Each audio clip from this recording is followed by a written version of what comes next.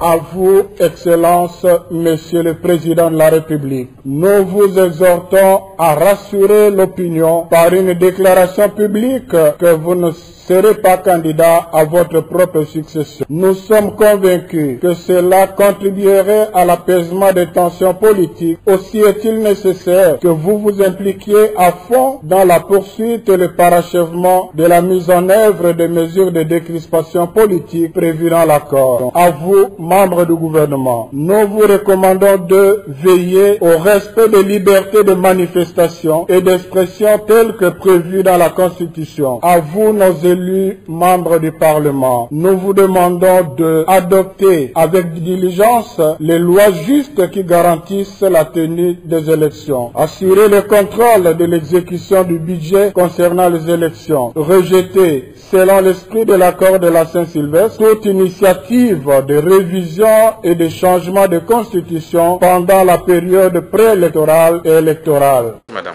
Pouvez-vous nous faire l'économie de votre speech? Oui, nous avons fait l'économie de notre speech en ces termes que le panel des experts de la société civile, c'est une dynamique qui est en place pour réfléchir sur des questions d'ordre conjoncturel et contextuel, notamment sur le processus électoral et comment est-ce qu'il faut contribuer à la stabilité du pays pour éviter les chaos. Ce qui veut dire concrètement que le panel des experts soutient le processus électoral parce que nous pensons que les élections restent la seule voie qui les élections donc peuvent permettre à ce qu'on puisse avoir une alternance démocratique pacifique, mais aussi ça va nous permettre de consolider la démocratie. Tout autre chemin contraire à la démocratie, tout autre chemin contraire, toute autre voie qui est en contradiction avec la consolidation de la démocratie, avec l'alternance pacifique, est prédisposé à mettre le pays dans le chaos, dans l'anarchie, mais aussi à livrer la RDC aux charognards et aux pyromanes, ce que nous ne voulons pas pour l'avenir et le devenir de nos enfants. Alors, il y a plusieurs plateformes, que ce soit de l'opposition ou des mouvements citoyens, qui se lèvent, eux, contre le calendrier électoral. Eux, ils ne sont pas d'accord avec la date fixée. Est-ce que vous êtes pour ou contre? Oui, il est de leur droit. Nous ne sommes pas, le panel des experts n'est pas en concurrence ou à l'ombrage avec une quelconque organisation. Mais nous disons la vérité au peuple congolais. Et cette vérité se résume en ceci. Ceux qui ne veulent pas des élections, quelle est l'alternative qu'ils proposent?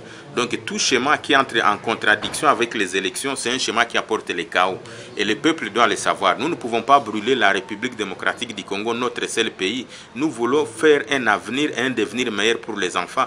Et la seule manière d'y arriver, c'est de nous permettre de changer la classe politique par des voies électorales, c'est-à-dire par des urnes. Ceux qui vont chercher à gouverner le pays en dehors des élections, ils sont en train de faire le contraire de ce que veut la population et le contraire de ce que veut la Constitution. Mais au-delà de tout, le contraire de ce que nous appelons les valeurs sacro-saintes de la République.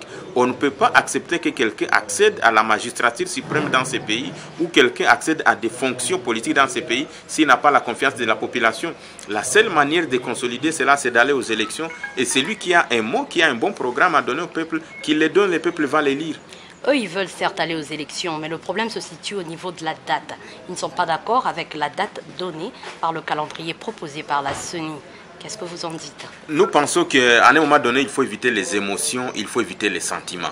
Nous sommes des intellectuels, nous savons que la seule institution habilitée à donner le calendrier électoral, c'est la CENI.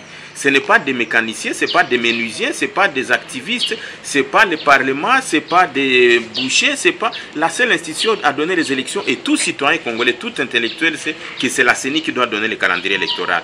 Mais au-delà de cela, nous savons également que la communauté internationale, la communauté nationale, les partis politiques, l'opposition, la société civile trouvent qu'il est impossible d'organiser les élections en décembre 2017. Donc ça, ce n'est plus une question d'actualité. Et donc la seule date qui nous reste, c'est celle du 23 décembre 2018. Et nous tous, nous devons nous souder pour que les élections aient finalement lieu en décembre 2018 pour pouvoir consolider la démocratie et vivre l'alternance.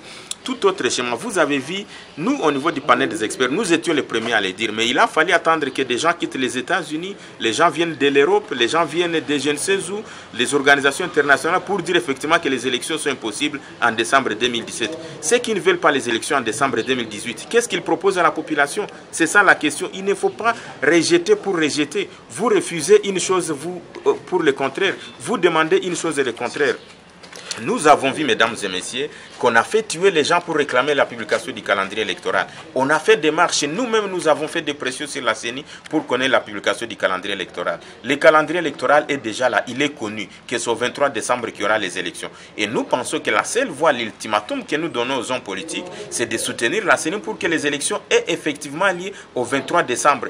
Parce que le peuple doit le savoir, ceux qui vous mentent, ceux qui viennent vendre les vents, ceux qui vendent les concepts, s'ils ne veulent pas des élections de décembre 2018, ils vont nous chercher une transition de 2 ans et de 3 ans. La question que je peux poser à tout esprit éclairé, entre celui qui nous promet des élections dans une année et celui qui veut nous amener dans une transition de 2 ans ou de 3 ans, faut-il encore que la personne qui va nous amener dans une transition de 2 ans ou 3 ans soit en mesure d'organiser les élections? Il n'y a personne, qu'on ne trompe pas le peuple, qui est en mesure d'organiser les élections dans ces pays en moins de 6 mois. Personne, et alors personne, même un extraterrestre, même si on les donnait 100 milliards, pas un bateau magique qui va faire organiser les élections en moins d'une année dans ces pays. Ne venez pas mentir au peuple congolais, ne détruisons pas les pays. Il ne faut pas livrer les pays au charognard et au chaos. La seule manière, c'est de faire la paix, la stabilité du pays, qu'on soutienne ce dernier ultimatum pour qu'on ait aux élections.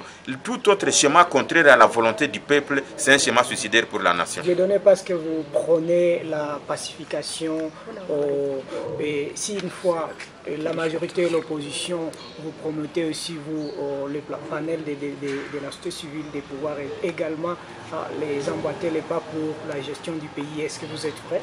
Nous avons dit et nous le disons toujours que nous souscrivons au contrat social, ce sont des élections. Donc tout ce qu'ils sont en train de faire les politiciens, la majorité cherche à tout prix tous les moyens possibles pour rester au pouvoir. L'opposition est en train de faire des agitations pour entrer au pouvoir sans l'autorisation, sans les élections. Et donc nous devons condamner cela et le peuple doit être très vigilant. Le peuple doit éviter de se faire manipuler par les uns et les autres. La seule manière, c'est d'aller de l'avant et d'aller aux élections. Qu'est-ce qui garantit que cette fois ce sera la bonne? Parce que jusque-là, il y aura un problème de financement des élections. Non, ce qui nous garantit, il y a 3 éléments qu'il faut souligner. Il y a d'abord cette volonté de faire la loi budgétaire qui va répondre aux exigences de la CENI. Et nous, le panel des experts, nous avons fait pression au Parlement pour qu'on puisse donner 500 millions de dollars, les budgets prévus pour l'organisation des élections en 2018. Une fois nous sommes assurés qu'il y aura 500 millions de dollars qu'on va donner à la CENI, il n'y aura plus d'argument de dire qu'il n'y a pas de budget. Deuxième élément, il y a cette garantie de la communauté internationale. Nous avons suivi des balais diplomatiques où la communauté internationale aussi a promis de faire les suivis. Ça, c'est le deuxième élément. Le troisième élément, le plus important qu'il ne faut pas oublier, c'est la volonté populaire de la population. La population en a marre avec la classe politique actuelle et elle veut aller aux élections. Et donc, on va faire la sentinelle, on va faire les suivis. Et nous y croyons que les élections auront lieu en 2018. Est-ce que vous, comme expert de la société civile, vous ne prenez pas position déjà? Nous ne prenons pas position. Nous disons la vérité au peuple congolais parce que nous ne voyons pas une autre voie royale qui peut permettre à ce qui est la stabilité du pays, à ce qui est l'alternance démocratique, à ce qui est la consolidation, mais à ce qu'on puisse avoir aussi de nouveaux dirigeants qui sont portés par le peuple. Tout autre schéma qui va vouloir livrer le pays au chaos, à l'anarchie, au désordre, c'est un schéma suicidaire et qui va nous faire reculer en arrière. C'est-à-dire on va livrer le pays aux charognards et aux pyromanes. Et nous savons que les ennemis de la RDC sont nombreux. Ceux qui ont plan de la balkanisation de ce pays vont profiter de ces désordres pour le faire. Et nous, en tant qu'experts, nous devons avertir le peuple congolais en clairvoyance. Et voilà pourquoi nous pensons que la seule voie royale, il faut soutenir le processus électoral et éviter que les politiciens nous manipulent pour qu'on ait encore un nouveau dialogue pour une nouvelle transition de 2 ans. La machine à voter est revenue au débat. C'est quoi votre vision, vous, comme panel des experts? Oui, la machine à voter, il faut souligner 3 éléments. Premier élément, c'est-à-dire que cette machine permet à ce qu'on puisse faire l'économie de l'argent, plus de 300 millions de dollars qui vont être épargnés, c'est déjà un élément. Le deuxième élément, ça va faciliter les modes de vote, mais aussi ça va permettre à ce qu'il y ait communion entre les électeurs et leurs candidats au regard de la nouvelle technologie que cette machine offre. Cependant, il faut relever la question d'ordre juridique sur cette question de machine. Si une fois on trouve la solution au niveau du Parlement et par rapport à cette machine, nous pensons que c'est une voie qu'il faut aborder parce qu'elle va permettre à ce qu'on puisse moderniser les choses. Pendant ce temps, il y a les RASOP, les opposants qui organisent de marches pacifiques d'ici les 30 pour exiger la loi, l'élection, alors le vote de la loi électorale pour qu'il y ait élection en fait en temps ou alors que M. Kabila parte d'ici le 31 décembre 2017. Oui, je suis très à l'aise quand je parle de cette question parce que j'ai une étude comparative approuvée dans le monde entier. dans tous les États du monde, il ne faut pas voir Joseph Kabila comme individu. Il faut voir la personne du chef de l'État, du président de la République, du garant du bon fonctionnement des institutions, du symbole de l'intégrité territoriale dans tous les pays du monde. Ça, ce n'est pas moi qui le dis, c'est tout le monde qui le sait.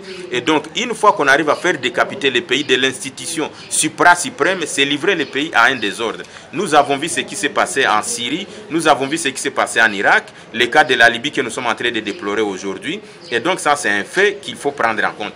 Deuxième élément, par quel mécanisme va-t-on désigner celui qui va succéder à Joseph Kabila si on ne passe pas par les élections? C'est lui qui va être le président de la République. Il y a trois éléments principaux qu'il faut prendre en compte. Est-ce que c'est quelqu'un qui va être issu de l'opposition? Dans l'opposition, il y a deux faits. Il y a d'abord les RASOP, qui est une partie importante de l'opposition présidée par Félix Tshisekedi pour le moment. Il va se réclamer le fait qu'il est l'héritier d'Etienne Tshisekedi qui était le deuxième aux élections. Il va dire il y a Vital Kamerhe qui a été le troisième élu, et c'est-à-dire jusqu'à preuve du contraire, Kamerhe est la troisième personnalité qui avait eu plus de voix en République démocratique du Congo. Est-ce que c'est lui qui va succéder par ce mécanisme?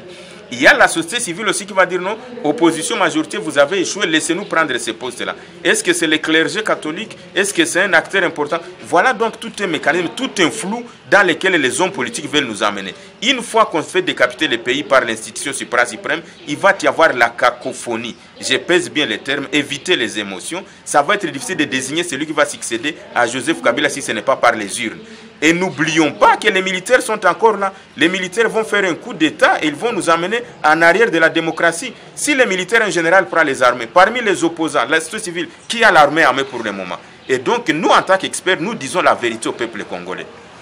Si on prend en compte ces éléments-là, on ne peut pas se permettre. La seule manière, peuple congolais, c'est d'accepter qu'on aille aux élections et de nous choisir un dirigeant qui va être en mesure de nous produire un projet de société accepté par tout le monde. Et donc ça, c'est un schéma suicidaire et aucun citoyen ne peut cautionner, ne peut soutenir ce schéma-là. Le Zimbabwe n'est pas un bel exemple. Voilà, effectivement, quand vous parlez du Zimbabwe, c'est la même chose, vous confirmez ce qu'ils sont en train de dire, parce que la majorité ne va pas laisser l'opposition entrer au pouvoir. Les Zimbabwe, ceux qui ont le pouvoir, c'est la majorité présidentielle de Mugabe. Et donc, la majorité présidentielle de Kabila aussi va chercher à prendre le pouvoir et l'opposition aura servi à quoi? La société civile aura servi à quoi? Et donc, c'est la continuité de la majorité qui va être là. Et donc, nous disons la même chose, qu'on ne peut pas permettre à ce qu'il y ait les mêmes personnes qui vont continuer à gérer alors qu'on peut faire l'alternance. Il faut permettre aux autres d'accéder au pouvoir d'une manière démocratique et par les urnes.